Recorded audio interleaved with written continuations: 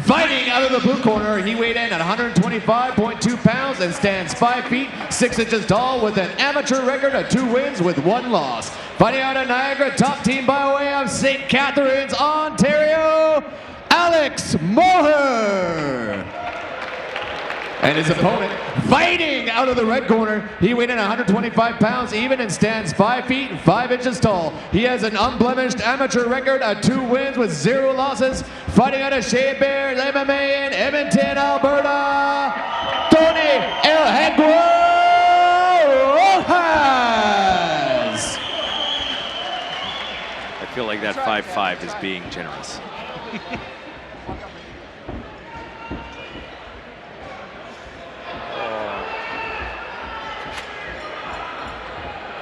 Three-minute rounds. It gets interesting with these high-level amateurs because they don't have a lot of time to work, so they have to get after it. So it's who starts first, and it really establishes who's in charge. You're looking at these guys, to me it's very difficult to see 2 amateurs.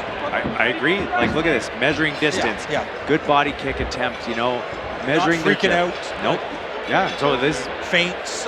And realizing, you know, if I cover the jab hand, I can control the distance a lot easier. Optically, it makes it very hard to follow where the punch is coming up. Big overhand right there from the southpaw. Alex Moher. Using that overhand to try to close the distance, try to get in maybe for a takedown. Rojas, aware of what's going on.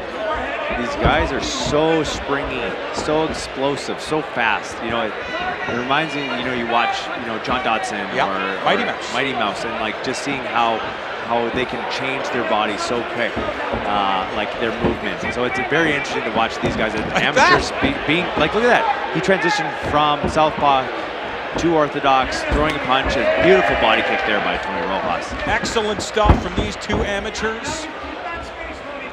You know, right here showing Tony Rojas, before at least he was going up, down with his body motion, showing kicks. Alex Moher at the same time really measuring his distance using a very bladed stance. Now you see Moher now more upright. Yep, yeah, so showing a nice little check hook there by, not check hook, but just a counter hook there by Alex Rojas. Both these fighters are, I think, can transition to being very high-level pros. Both of them are showing a lot of fight IQ at an early stage in their career. We're trying to clear it. Rojas scoring there. Trying to play tag. Diving in for legs there. Reaching. You can't get caught reaching, especially with, I think, both these guys being strong grapplers. High kick there by Tony Rojas. Can't get caught reaching with both guys having strong grappling. You know, those neck becomes so much more available. We're trying to get out of the way of those fast hands of Rojas.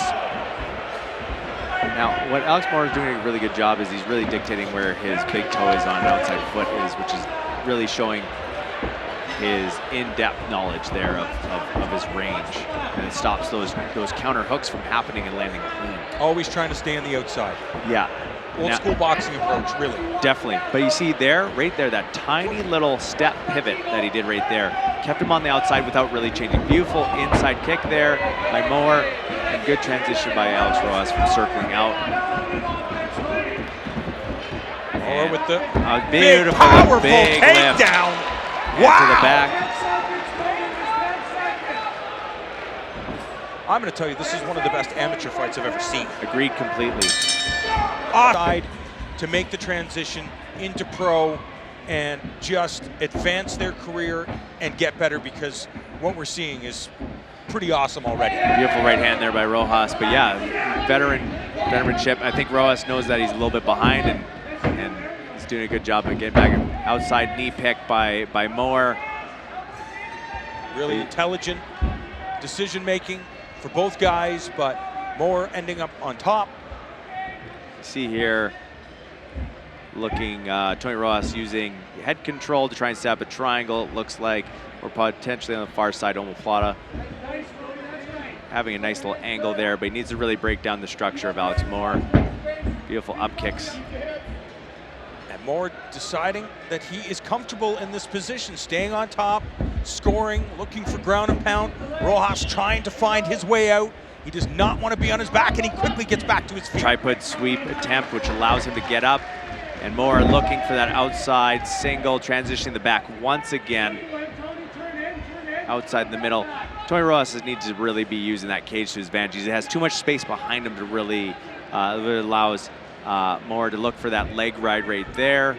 Looks like Turk ride motion, transitioning to the back. Now, good control on the hips. Yeah, really good because Tony Rojas was looking to put his butt in the air, shake him off, and Moher had too much control of the hips and chest on back control, which really allowed Tony Rojas to transition out. You can take those risks when you're 125 pounds because you're fast. Yeah, I know.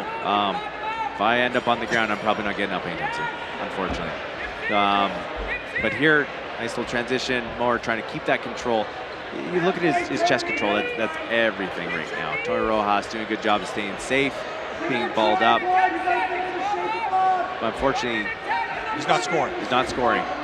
So in here, looking to peek up, but Moher keeping that double underhook control as well, if you see here.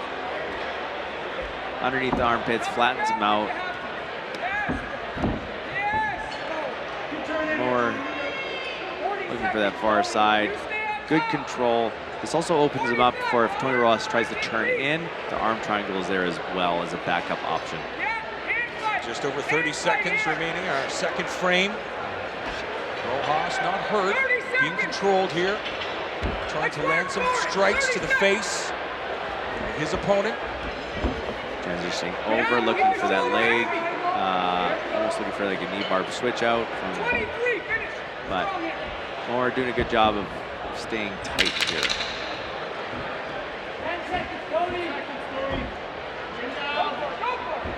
Attacking once again is Moher, but the round will come to an end. Yeah, and ends the round on the back again, unfortunately. Powered by John Mellencamp in for the mullet. You know, and even though one might suspect that maybe Tony Rojas has a stronger BJJ game, Moher doing a good job of using his wrestling. Yeah, if somebody's better at jiu-jitsu, then don't make it a jiu-jitsu match. No, it makes, like, it's hard to jiu-jitsu someone if they refuse to jiu-jitsu you. I'm not gonna, like, especially like you see those memes where guys just try and butt scoot in, and you're like, I'm not gonna do that. No, thank you. You know, wrestling becomes one of the strongest martial arts for a reason, is because it really allows you to dictate where we go, and the amount of control you have also changes things. So, Tony Rojas has to do something to change the momentum of this fight, because Moher is just slowly picking it up and pulling away, unfortunately, for Tony Rojas. Will we see a desperate Rojas in this third and final round? Rojas, the red shorts, or with the black.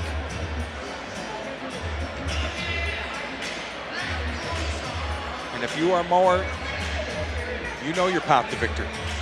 Well, now you've really shown your cards that you can out-wrestle, that you're the stronger wrestler. Keep it going would be my opinion. Because the striking was pretty even, in my opinion. So really dictate. Don't make dumb mistakes and get caught when you have this clear path to victory. Looking for big strikes is Rojas. Oh, beautiful. And he gets caught. Yeah. Ankle pick there. Yeah. Or trying to get on top of Rojas, very excited. Rojas knows he needs to change something up. So right in here, as he's transitioning, he's pinning the far side. Needs to clear that arm all the way to really start get going and looking to go over the neck, but Moher doing a good job of staying really tight. Looking for that hip bump sweep, which unfortunately we haven't seen since 94. There are certain realities here that if you're Rojas, you just can't accept being on your back. I don't think that sweeps or submissions are going to work from this point, that you have to create space to get back to your feet, because that's how you're going to win this fight. I agree 100%. You know, like, the base is too strong for Alex Moher, so a simple butterfly sweep might not work. Now here, working from that half guard, looking to wrestle up on that same side. You know, in theory works great, but we got to watch out for Alex Moher going for that arm triangle choke there. Looking to transition, go straight to mount and pass over. We have to be careful of this. So Sneaky jiu-jitsu here by Alex Moher. Just using that strong pressure. Excellent stuff. And there is the tap! Look at that! Wow! Moore sucking the air out of this place. Yeah, you know, I attribute it to mullet power. But in all reality, strong wrestling game, strong top pressure, and just like that American-style jiu-jitsu. Yep. Wrestling and then to a top submission. So we see here some big shots to kind of open things up right there. So we see big overhand right. You know, there's a lot of distance there that allows him to really land those big shots. And this caused Tony Rojas to have to bring him down, hold him down. Now if you see here, the transition of the pass comes to body lock style, stepping into the half guard. You see Wayne head transition to the far side, opens up the arm triangle, which unfortunately for Tony Rojas led to that finish. Beautiful transition there. And Alex Moore looking fairly excited with getting that finish. That's a quality win. Definitely. Even though, both looking for their third win, both these fighters showing a lot of experience and technical skill. And promise. Definitely. An outstanding victory. Ladies and gentlemen, this bout is stopped at 1 minute and 27 seconds of the third and final round due to arm triangle. Your winner by submission, Alex Moher. Good job, guys. NTT, baby. Hearts on fire. All that Rocky style training.